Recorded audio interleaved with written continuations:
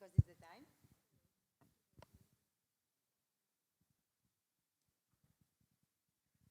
Que lo repito.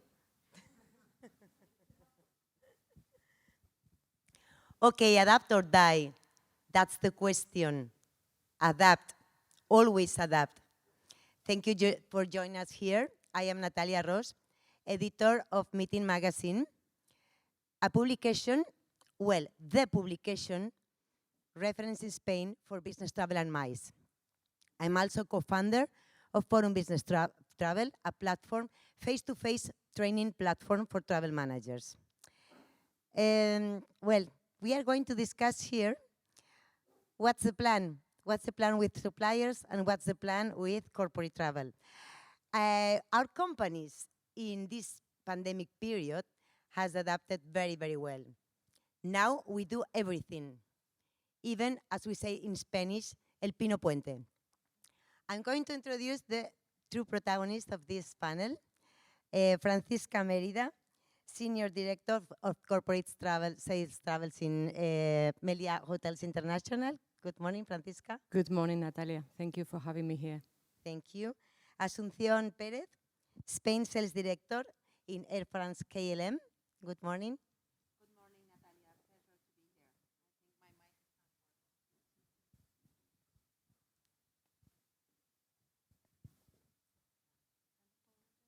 working. Okay. Thank you. Louis Dupuy de Lome, Spain General Manager at American Express Global Business Travel. Good morning. Good morning, and thank you, Natalia, for... Can you hear me? Yes, thank you, Natalia, for having me here, and thanks also to the TIS for having American Express Global Business Travel here for the second year in a row. We have a very top panel. Thank you for coming here to share and participate in this talk. I'm sure it's not been easy because of your agendas, so thanks twice. But I'm sure we're going to have a great time. The relationships between suppliers and clients has been affected by the pandemic period. Many clients, final clients right now, are demanding new needs, new services, and more flexible commercial approach. Many suppliers are adapting to this new scenario in different ways. In this panel, we are going to discuss which new needs and how they are adapting and innovating to be competitive. Who saw you then? Who sees you now? Is your company the same? What had changed for better or worse? Who starts? Asunción, you wanted to be the first one? Sure, of course. We have, of course, improved for better.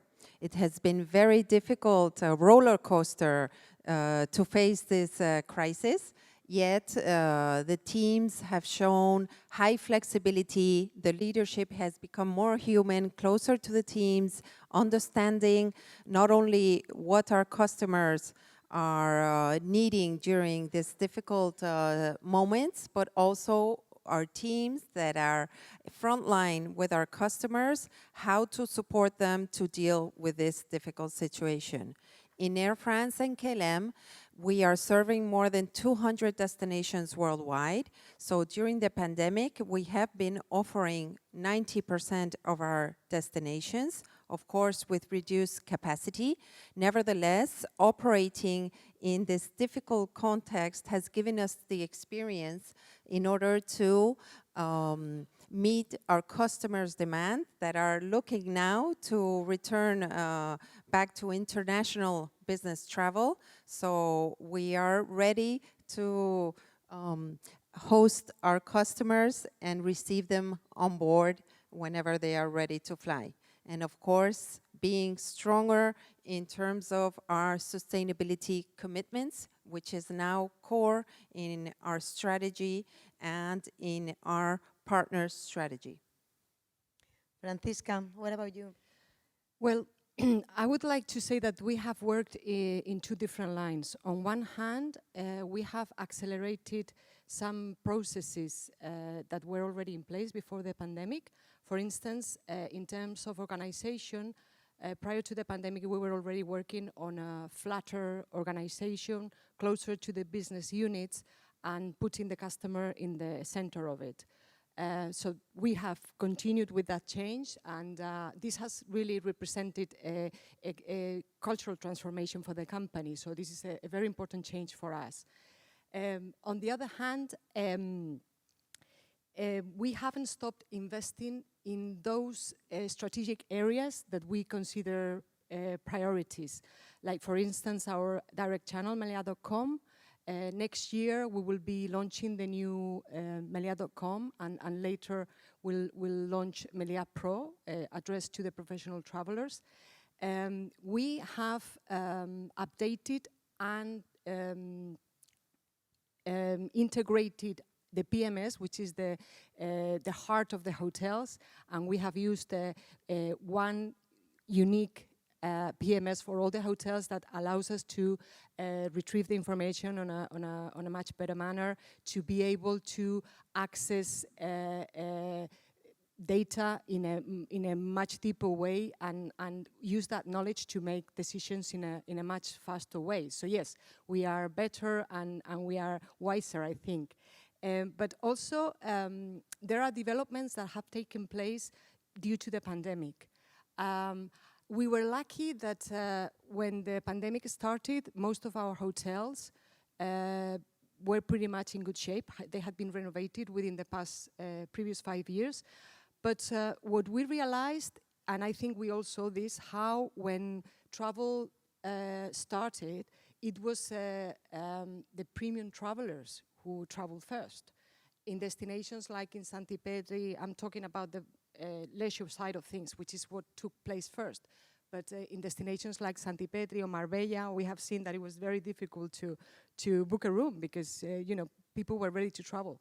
So that obviously gives us a hint on where our money needs to be put. So whenever we are renovating a product, we are making the most of it and we are upgrading it. Also, we have developed a model of growth under the formula affiliated by Meliá, which means an opportunity for individual independent hotels to benefit from our commercial strength, our channel, our digital power to get out there in the market. So you have seen and you will be seeing many hotels under this franchise or managed formula. Also, in what regards to the relationship with our B2B clients, obviously the pandemic meant a limitation for all of us to visit them, so we had to find ways to be in touch with them. We've all attended many webinars, I'm sure, and sales connections, and we created... Too many. Yeah, perhaps too many. But I think we created a series of communities, sales communities, in the different social media, and we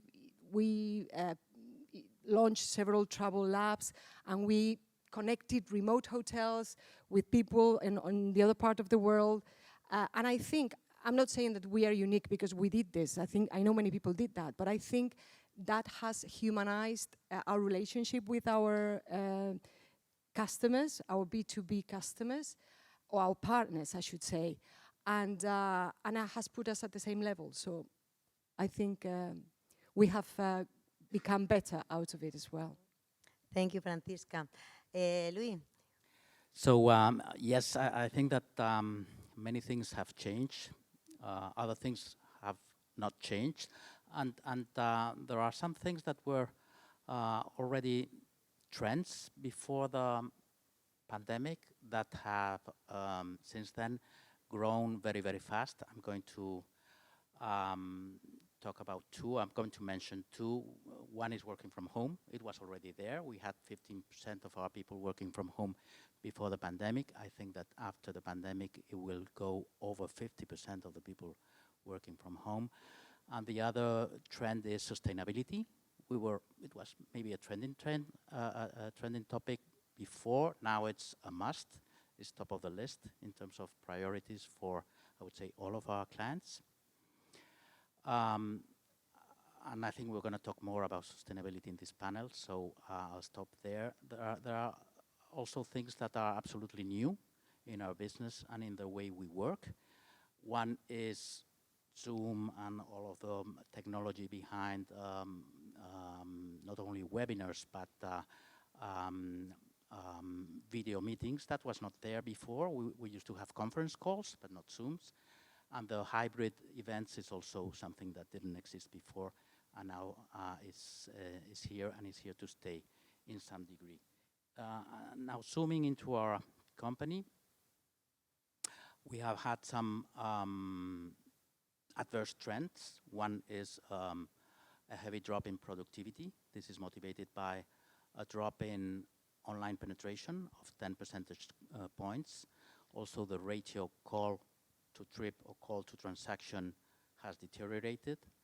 And the reason behind is that many people call for advice rather than to make a booking. And finally, the average handling time, the length of the call, is much longer than it used to be. This will recover over time, but now we are suffering because of this. On the other hand, we are seeing a fast recover in corporate travel. Most, if not all, of the domestic travel is already there. This has helped us interrupt our time reduction programs. We know we're not in ERTE anymore. I think that we are the only travel agency in Spain, at least corporate travel agency, with no ERTE in place, which is great. 100% of the people working 100% of the time. So that is good. And the international travel will follow, for sure. So I'll leave you with this good mouth taste. Thank you ever so much for being so clear. We are talking about changes, but the force and resources used in the internal organizations are not always perceived by the final client. As in many other activities, the excellence is in making the difficult seem easy. Francisca, in your case, do you think, or you feel that the final client knows and appreciates all the transformation that your company carried out?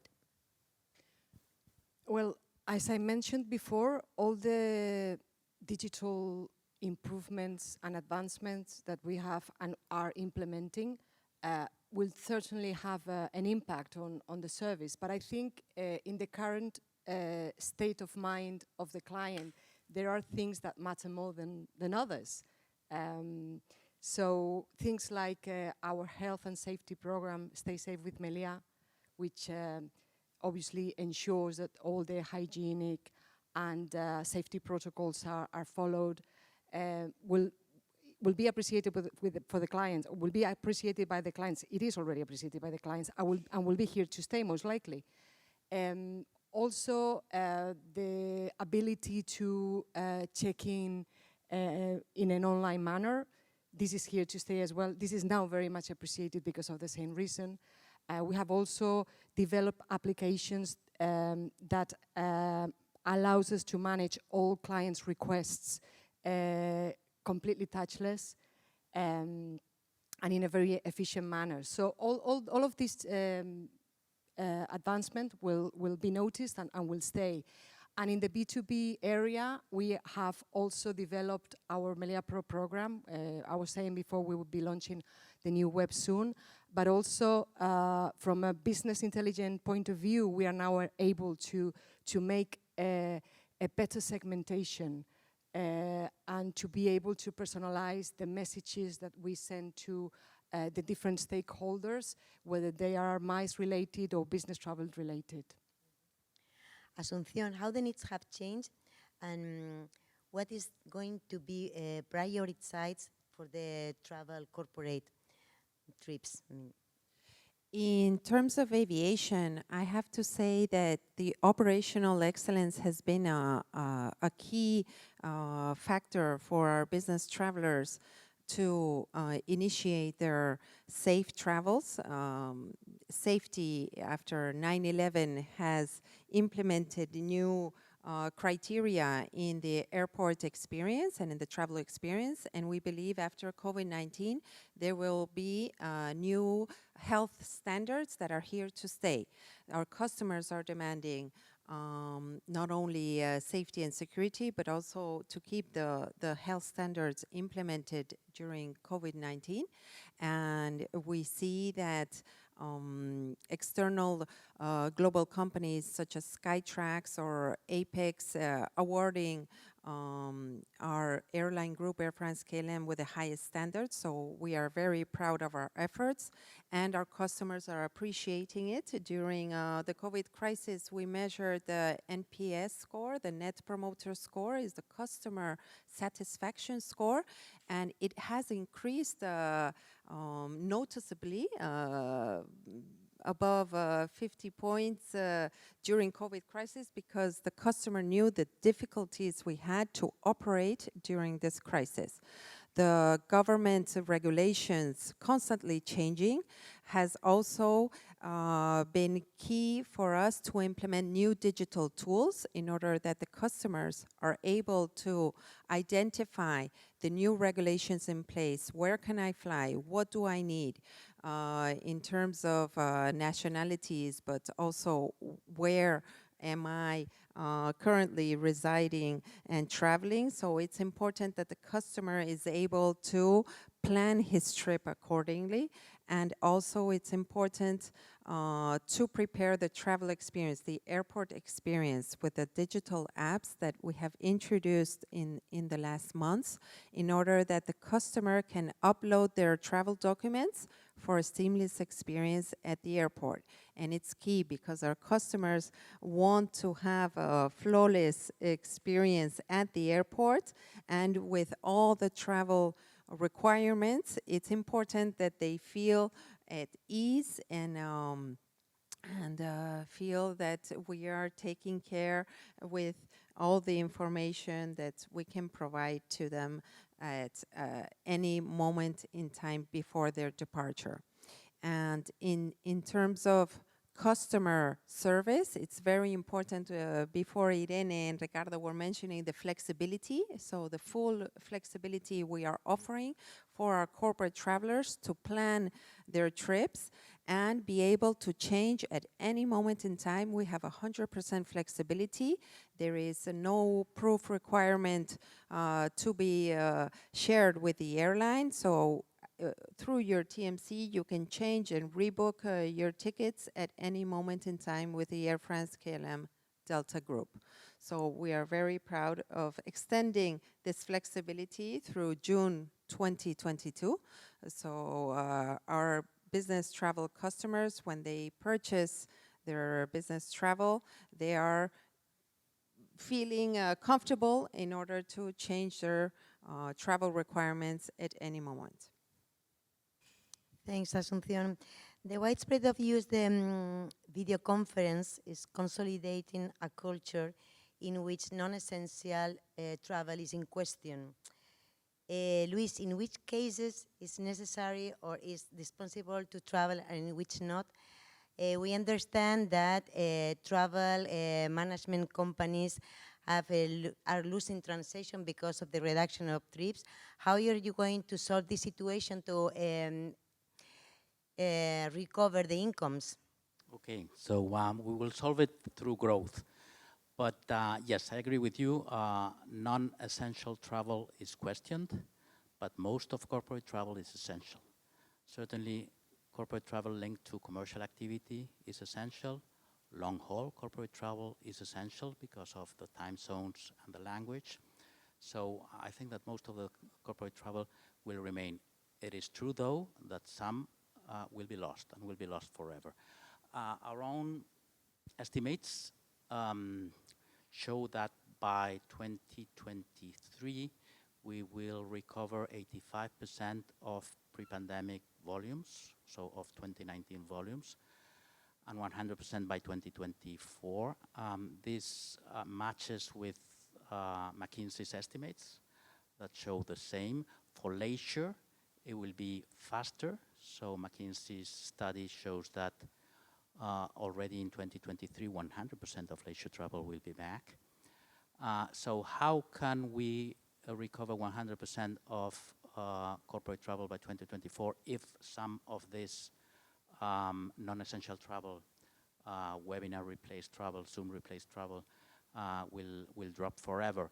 Well, through growth. I mean, the economies will continue growing. Our industry as a whole, the tourism industry grows compounded annual growth rate 5%, which is one of the highest, and this will continue to be there. I think that we have the example of how fast leisure travel has grown in our own country and elsewhere, and international travel will follow. Now, it's not about fear for travel, it's about how cumbersome travel is, and Asunción was referring to that. There is a new layer of complexity over the corporate travel and any kind of travel. This is not bad for us because it increases the value that we add to the value chain. So we embrace that complexity, and we think again that we will have 2019 volumes back in 2024. Sounds great. Okay. The emergence of a new category of business travel, the so-called digital nomad who works from anywhere, does it open any opportunities for companies or hotel chains and airline companies? What do you think, Francisca? Well, just like Luis was saying, there's not just one category of business travel. I mean, it really depends on the reason, whether it's critical or not. So even though we do expect, obviously, a drop in numbers, we do also expect a growth in stays. So less travelers, but staying more nights in the destination. Trips will be planned with more time ahead, and people will make the most of their travel to a destination to fill up their agenda and do everything in one go. This is the way we see it. Nonetheless, leisure, as you know, is part of our DNA as a half leisure, half corporate company with half of our portfolio in both categories. We know a lot about it, and for years we have been turning our city hotels into very attractive places with nice lobbies and with attributes that normally are found in leisure destinations like spas or swimming pools and so on. So indeed, we expect for the business traveler to extend their stay. It's already happening, but I think now with the telework, even more so. There will still be a certain degree of telework, and that will mean that people would extend their stays while on holiday, and the other way around, go there to work and just stay the weekend.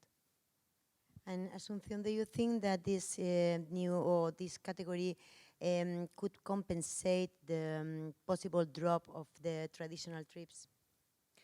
In the case of business travel, the digital nomads is quite limited at this moment. It's an emerging category, but more on the pleasure segment.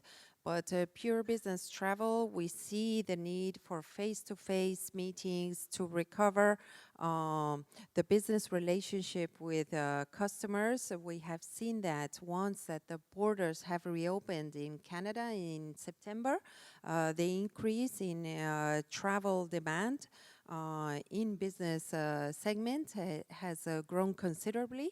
We see it now with the USA's borders reopening, and Singapore also for vaccinated customers. So in terms of business travel, we see it will impact in a limited manner, yet more building the bridge between leisure travel and business travel, the pleasure segment. Natalia, if I may add, I know we're talking about business travel, but I would like to bring the MICE factor here as well.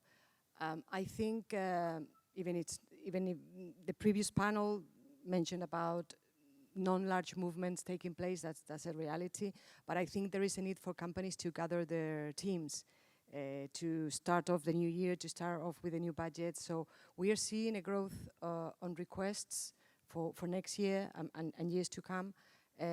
Right now, the business on the books that we have for next year equals that we had in 2019 for 2020. It all went pear-shaped in 2020, we all know that.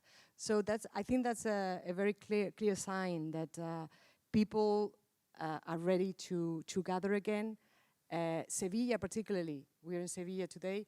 This is one of the destinations, I'm sure that if there's suppliers here, they're receiving so many requests that the hotels are in the same levels of requests as in 2019. So I think there's hope there as well, if we look at the full picture. Okay, thank you. Well, we had a period where leaders, had very complicated situation. Teams relocated, the employees are not sharing the same workplace. It's more difficult to exchange information, set common goals, make strategies, have a coffee with a colleague. In my opinion, I think that new skills are needed by leaders right now. Luis, what do you think? I agree, Natalia. I think that new skills are needed. Some are kind of hard skills that can be taught and learned, and many relate to how to handle how to handle remote leadership. So leading groups and people that are in different cities in the world, how to use Zoom and the new technology in leadership, how to make sure that you maintain attention in a group Zoom meeting, probing people, etc. That is, I think, something that can be learned and will be learned, and we will soon see in the corporate learning curriculums things that relate to that, to those skills. But I'm more interested in the soft skills of the new leader, and I think that we have always mentioned flexibility, agility. It will become more and more important because of the size of the change and the speed of the change. I think that new leaders will also be more and more accountable on diversity, equity, inclusion, also on sustainability as part of ESG, environment, social governance. All of that will grow as a demand on the new leader. I think that we will be required to lead with care. I think that something that we have learned out of this pandemic is that individual health is a social responsibility, so caring about people will become more and more important. And finally, it will not be only about what we do, if we achieve our goals or not only what we do, but how we do it. Yes, it's essential to prevent the talent from leaving. In your case, Francisca, what kind of strategies are you developing in your company in terms of motivation, engagement, recognition of the employees?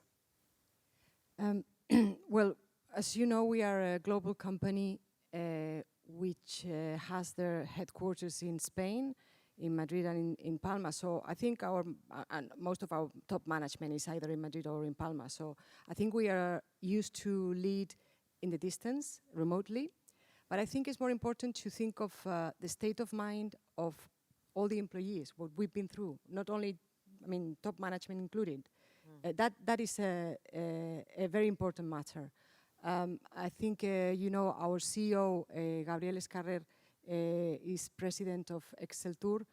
He has been a very active voice during the pandemic, obviously in the spotlight, defending the industry. But he has done the same job inwards. He has been communicating with the staff throughout the pandemic, informing us on what was happening in every single corner of the world. And I think companies which haven't done this have a different starting point.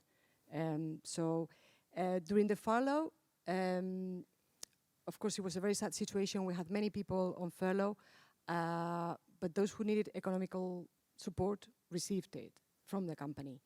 There was a revision of the bonus scheme for the sales force.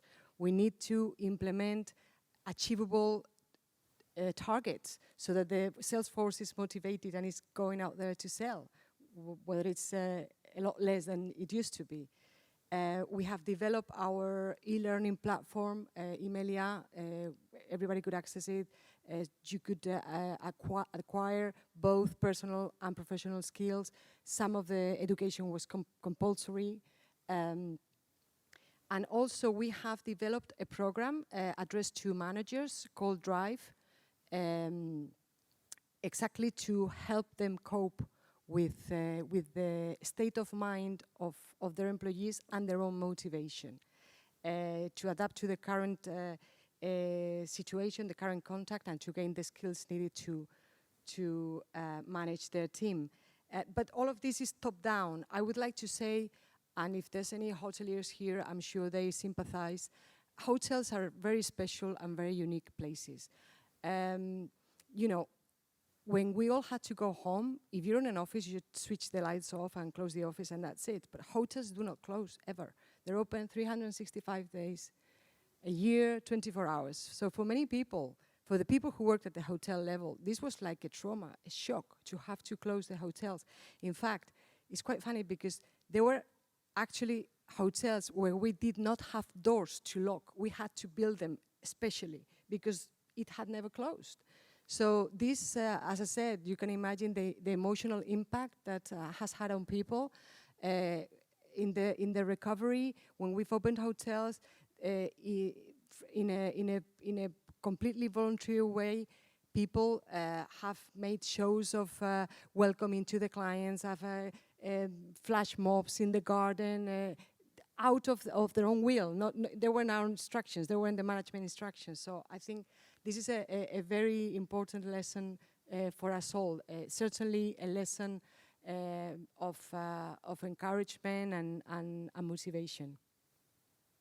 We can see that she feels, I mean, so proud of you, of her company. I do. Yes. Asunción, in your case, I mean, this situation has impact direct to the well-being, emotional for the employees. What are you doing to support them?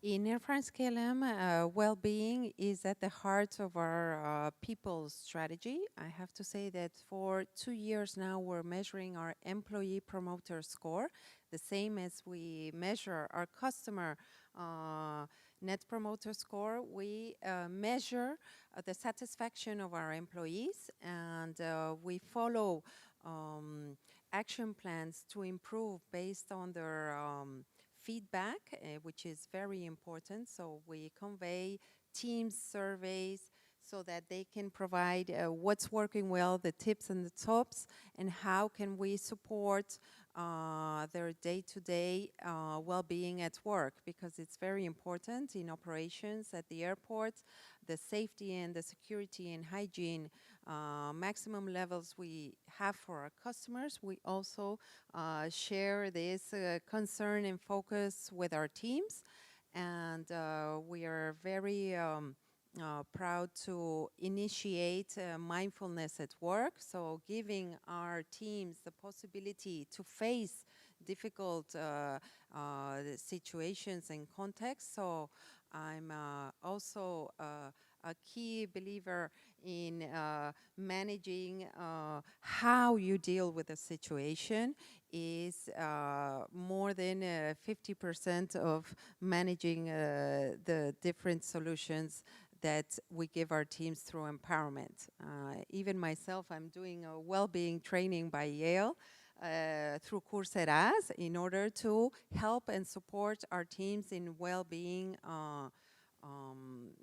development. So during COVID, I was sick for 2 months, and my team fully took the responsibility and the autonomy they had while I was away made me so proud in the most difficult situation in April and May 2020 to be able to face the difficult situation with partners has made me really change the way I manage the teams and making sure their well-being is at the top priority of my list.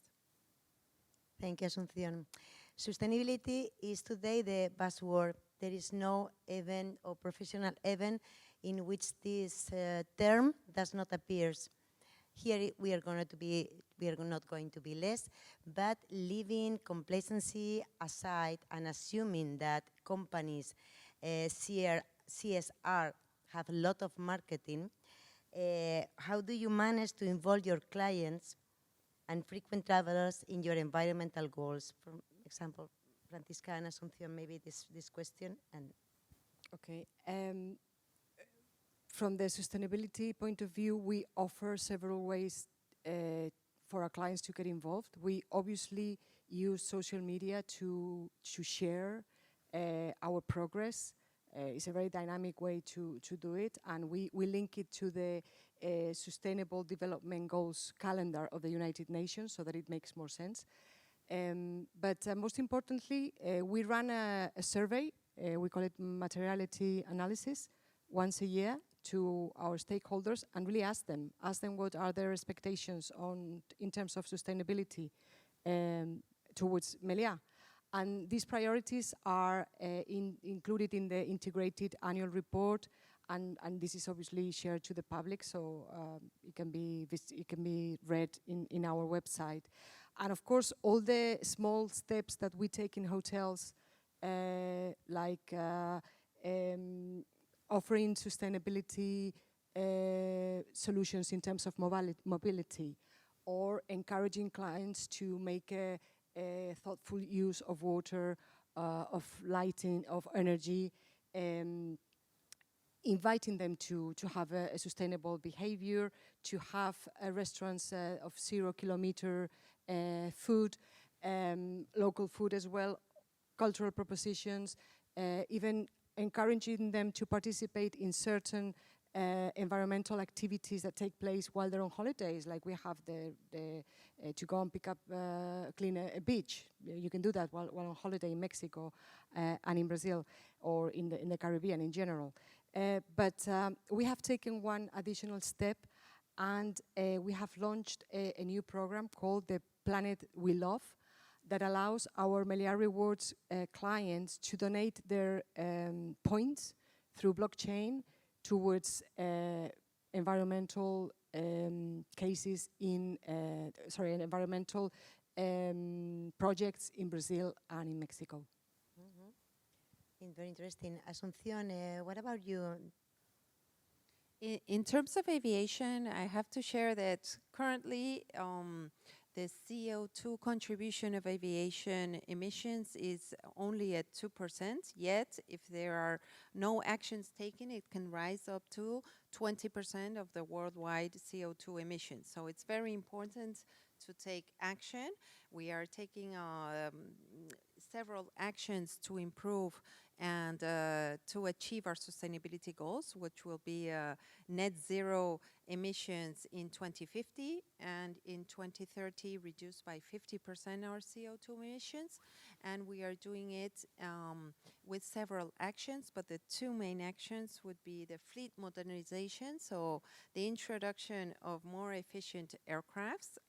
We have introduced, of course, for long haul, the Dreamliner Boeing 787, the Airbus 350, and we are introducing now for medium haul in Madrid, Pérez, Barcelona, Pérez routes, the Airbus 220. So it's a more efficient aircraft, reducing by close to 25% the CO2 emissions. So the fleet modernization, it has the highest impact in terms of sustainability contribution.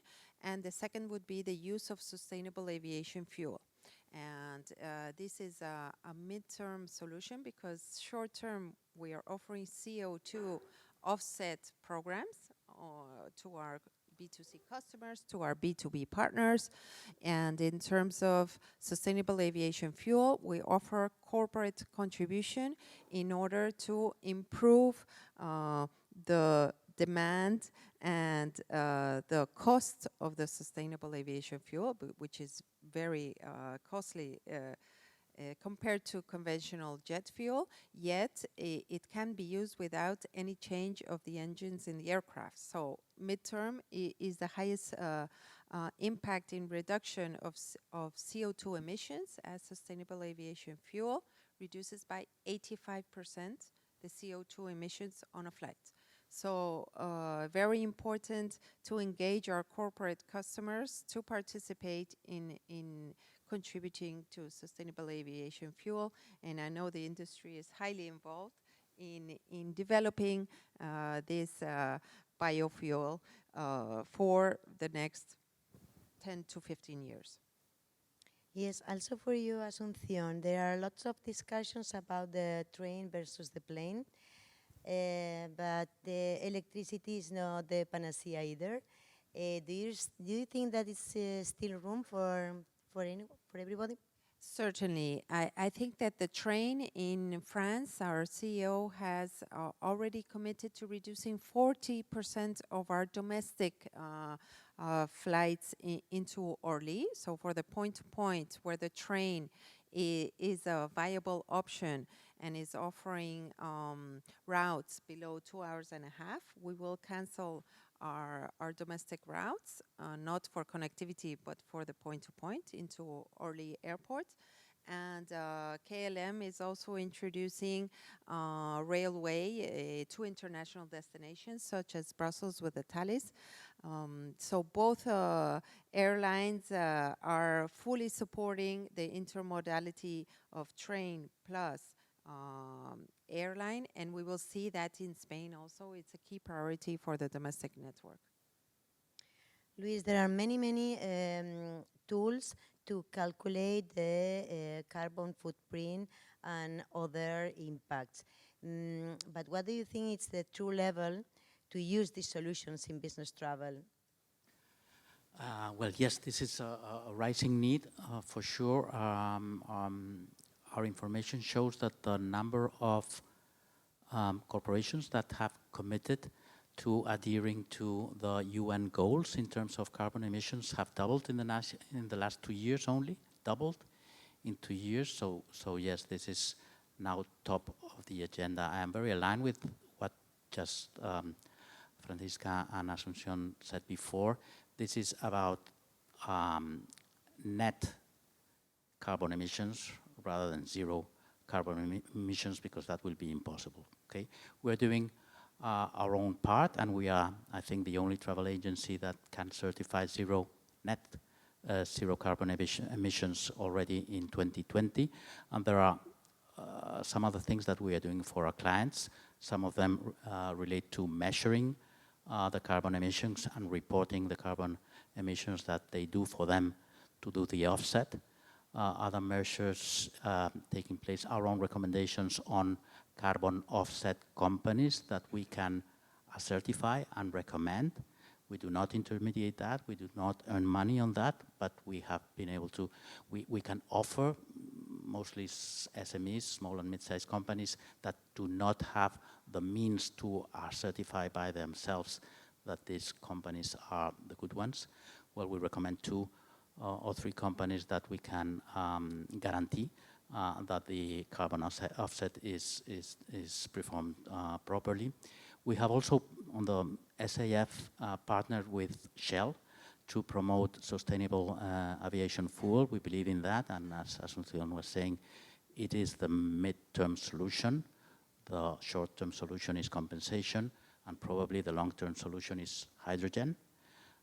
But SAF will play a role, and even we can influence choice among our clients and travelers with our own online booking tool, Neo, that when making a booking on a certain trip with a certain destination, you can, of course, put your destination, put the dates, and then you can filter by price, you can filter by airline, you can filter by hotels, and you can filter by carbon emissions, so that you will see the possible trips on your screen ordered by emissions of carbon, which is, I think, a unique tool in the industry. Thank you. We are finishing, but it's one more question. Although we are going back to normal, this global situation is not totally controlled. There are many countries with a very low vaccination rate, but we are very positive people, and we are going to cast some light on the future. What are going to be hotels, airline companies, and agencies be like in 5 years? Very quickly, because we have 2 minutes. Very quickly. Well, 5 years is nothing, I can say. Well, in hotels, I think when we picture hotels of the future, we picture minimalistic, super clean spaces run by robots, but that's not going to happen. We're going to use technology, of course, for all the transactional processes and to improve clients' experience. I already mentioned checking online and so many other things. All the touchless opportunities that it offers, but we still need people to make a truly memorable experience. Very quickly, I was reading about a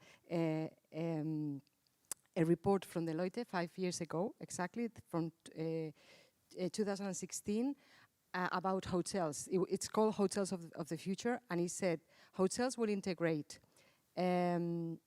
experiences, spaces, personal connections, local culture, and seamless processes. And it's still valid. We sign for that. We add to that a safe and sustainable manner, and offering obviously guests a unique and personalized experience tailored for their trips. Thank you, Asunción.